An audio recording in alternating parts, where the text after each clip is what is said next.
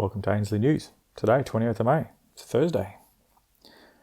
Today we're talking the EU and Japan and how they're currently doubling down. The race to inflate took a massive leap forward in the last couple of days, with the European Union and Japan announcing massive monetary stimulus programs in the face of the worst recession in memory. It was less than a week ago that we saw the Bank of America release a report quantifying the global central bank monetisation at nearly $2.4 billion every hour for the last 2 months. And of course, it's driving up share markets and in no way fixing the core issue of solvency, nor keeping up with demand for USD. From the street.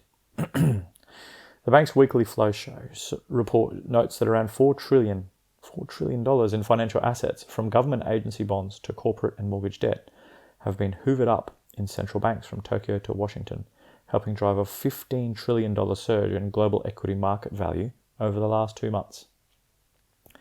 That surge, however, belies the fact that nearly 75% of the world's 3,042 globally listed stocks are trading in the bear market territory, so around 20% below their recent peak, and that policymakers causing immoral hazard, forcing investors to buy, banks to lend, corporate zombies to issue in 2020.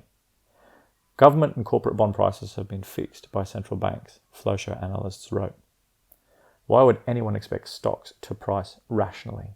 Some $17.8 billion has found its way into bond markets over the past week, the biggest move in more than 3 months, while some $3.5 billion has been invested into gold, the second largest on record. However, we now have a step change before us since that report was done, with Japan announcing a new $1.1 trillion stimulus package that will include direct spending and take their total response since the virus to $2.18 trillion, which is a staggering 40% of GDP, and taking their already world-leading debt to GDP over 250%.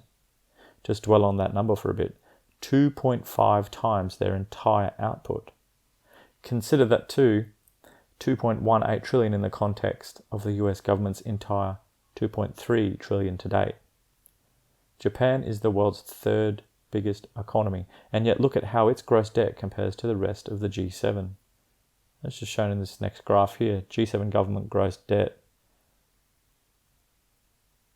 However, Japan started at a very high base of debt to GDP, and when compared to other countries, that this additional stimulus package only takes them to a comparable additional 35 to 45% of GDP that we've seen from Germany and Italy respectively already. The chart below shows the fiscal stimulus responses from governments around the world. Note, Australia sits in the 15 to 25% zone. And that is the perfect segue to the other big news, and that is the announcement from the European Commission of a proposed $2.6 trillion rescue package. So from Bloomberg, the European Union has stepped back from the brink again. Unprecedented in nature and ambitious in scope, the 2.4 trillion euros in total recovery spending unveiled by the EU, anchored by 750 billion euros of joint debt issuance, has already started to calm the jittery markets, and it might just restore a sense of unity to a bloc under severe strain. With the economic pain spread unevenly across the continent, the initiative will mean a big step towards real fiscal union for the 27 member states, and aims to recast the EU as a force for good rather than an irritating meddler. Facing its worst recession in living memory, the EU has crossed a new bridge. It will harness its collective strength to raise massive amounts of money that won't need to be repaid by the recipient countries. Catch the difference there. They're not even calling it debt. It's a grant that doesn't even need repayment. It's also a landmark proposal in that it's just a giant step to try and fix the fundamental flaw in the EU concept, a common currency but not a common fiscal account. After all the resistance to bailout Greece in 2012, it is ironical Merkel herself, with Macron leading this push, that sees funds deployed as follows, as shown in the EU stimulus package graph just here. Not bad for Italy and Spain and France. However, it is far from a done deal with so-called Frugal Four, Austria, Denmark, the Netherlands and Sweden, which have been pushing for loans with an expiry of 2 years approach rather than straight out grants. It is a critical space to watch, as the failure of the EU experiment has been a key element in some of the forecasts of where the COVID-19 recession ends.